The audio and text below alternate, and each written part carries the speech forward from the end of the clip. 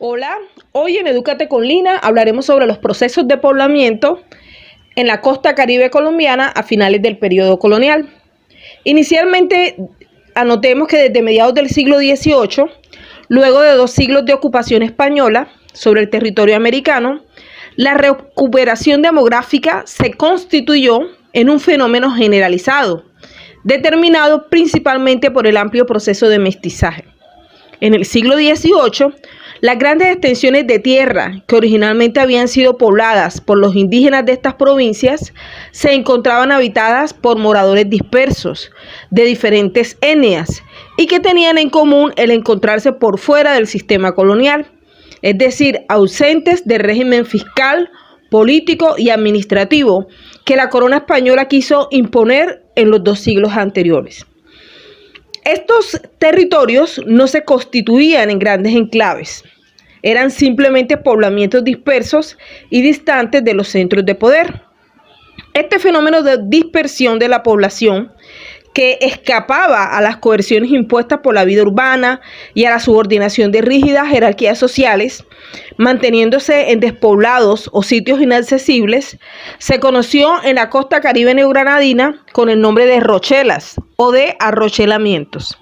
En 1713, con la ascensión de los Borbones al trono español, no solo se sentía un nuevo clima en la península ibérica, sino también en las colonias americanas que hasta el momento habían sido regidas predominantemente por los burócratas de la corona en el continente.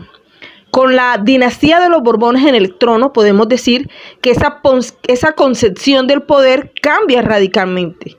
Esa modalidad absolutista desarrollada desde el siglo anterior en el viejo continente y que buscaba en cierta forma racionalizar el control estatal sobre todos los sectores del imperio,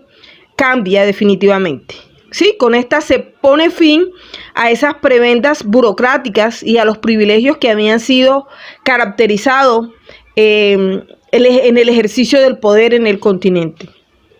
Todas estas provincias caribeñas se hallaban sumidas en el desorden poblacional. Allí se encontraban decenas de sitios libres de poblados indígenas y de palenques, además de las poblaciones españolas, parroquias y villas que no necesariamente acataban la autoridad de las ciudades principales y sobre las cuales el Estado objetivamente tenía más bien poca influencia. Ante tal estado de cosas era necesario desarrollar campañas de poblamiento urbanizadoras en las cuales el Estado recuperase para sí el control de aquellas fronteras ubicadas en el interior del territorio y que comenzara a controlar todos esos pobladores dispersos. De otra parte, era también imperioso para la corona cohesionar el territorio colonizado, ya que la toma de La Habana, por ejemplo, por los ingleses, representó una señal de alerta y hacía aún más necesaria la eliminación de los indios belicosos, en este caso de los indios chimilas, para no tener problemas internos en caso de una agresión imperialista británica. Defender los poblados era entonces la consigna que transmitía la corona en las gobernaciones, por ejemplo, de Santa Marta y Cartagena. El reordenamiento poblacional tuvo su principal momento a partir de la segunda mitad del siglo XVIII por medio de la congregación y la reducción de las poblaciones dispersas, tanto en las villas como en los sitios de libres. En la provincia de Santa Marta, esta tarea fue llevada a cabo principalmente por José Fernández Mier y Guerra. La empresa ordenada por el virrey Eslava tenía como objetivos reducir totalmente a los indios chimilas, repoblar con vecinos libres varios sitios ribereños al río Magdalena, abrir caminos para la fácil conducción del ganado desde Valledupar hasta Cartagena y ampliar las fronteras agrícolas para permitir la expansión de los hatos ganaderos. En el caso de Cartagena, por ejemplo, lo que se observa es que por ser Cartagena un punto geoestratégico y político de la corona española, un punto defensivo en el Caribe, fue mucho más externa a la provincia y a la región y terminó convertida en extraña y en una carga onerosa a su espacio interior, que pretendía controlar un espacio que durante los siglos XVI y XVII se fue estructurando en unas especies de subregiones internas, alrededor de 1 o 2 centros urbanos. Estos espacios estaban localizados al sur de la provincia y habían sido escenario de poblamiento de los pueblos indígenas zenúes y malibúes. Estas subregiones internas presenciaron durante los siglos XVI y XVII la ocupación de poblaciones mestizas y la construcción de unos poderes locales surgidos de manera informal, que la misma lejanía de Cartagena le imposibilitaba controlar. Con estos poderes locales tenían que consultar y negociar los funcionarios españoles encargados de aplicar las reformas, como también la élite cartagenera. El no cumplimiento de este pacto ocasionaba conflictos entre los poderes locales y funcionarios españoles, o entre los primeros y la élite cartagenera. Otra ciudad que intentó ampliar ese control político militar a partir de las fundaciones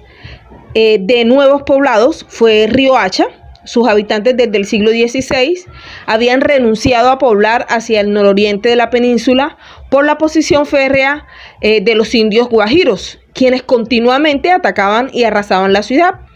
Aunque los indígenas comerciaban abiertamente con potencias enemigas de España, eran respetados por los vecinos y comerciantes de Riohacha, quienes también, junto con los de Valledupar, se beneficiaron del contrabando.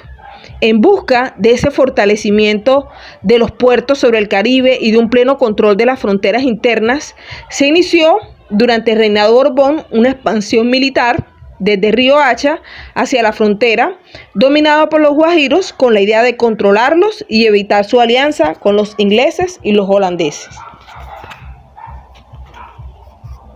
Ahora bien, en el conjunto de las provincias que constituyeron el nuevo reino de Granada, se destaca también la de Santa Marta. De singular fisonomía, esta provincia, la primera que fundaron los españoles en nuestro territorio, ocupó en la segunda mitad del siglo XVIII el espacio territorial de los actuales departamentos de Magdalena y Cesar. Su exiguo comercio, la insubordinación de los chimilas, su debilidad defensiva, el ataque de los piratas, la escasez de las fronteras agrícolas y la presencia en su periferia de fronteras militares fueron fenómenos que de una u otra manera contribuyeron con su atraso y permitieron que muchas oportunidades estuviera subsidiada por su vecina Cartagena. En algunos momentos del periodo comprendido entre 1525 y finales del siglo XVIII, la provincia o gobernación de Santa Marta abarcó el territorio que actualmente ocupan los departamentos de La Guajira, Cesar y Magdalena, la parte norte de Santander y parte de Venezuela, por el borde occidental del lago Maracaibo. A partir de 1789, sus límites, que con frecuencia cambiaron, se estabilizaron por más de media centuria, porque la provincia de Riohacha, hoy departamento de La Guajira, que había sido creado en 1540 y la cual separaron y anexaron en muchas ocasiones a la de Santa Marta, durante el siglo XVIII, la separaron definitivamente de esta en 1789. El motivo esencial de estos cambios de frontera y reorganizaciones territoriales estuvieron determinadas por la acción desesperada de los gobernadores españoles por querer extirpar problemas como la insubordinación de los guajiros y de los chimilas, pero fundamentalmente estas uniones y desuniones tuvieron que ver con la eterna aspiración de acabar con el contrabando.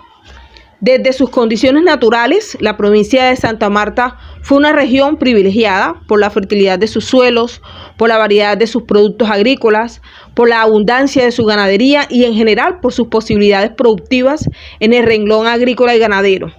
Pero a pesar de todas estas posibilidades económicas de la región, se puede ver cómo desde que se funda Santa Marta se nota un bajo nivel de desarrollo económico y social. Generalmente se habla de un desorden público, de contrabando, originado por la insubordinación y la hostilidad de los indígenas. Otro elemento que actuó negativamente en el desarrollo de la provincia fue la existencia de áreas no controladas durante más de 3 siglos, como fueron la Sierra Nevada de Santa Marta y la península de La Guajira. Lo mismo sucedió con buena parte de la fértil sabana natural de Valledupar, controlada infranqueablemente hasta finales del siglo XVIII por la nación chimila. Estos eran considerados como los culpables del despoblamiento de la región por los repetidos ataques que realizaban a las poblaciones. Muchas gracias.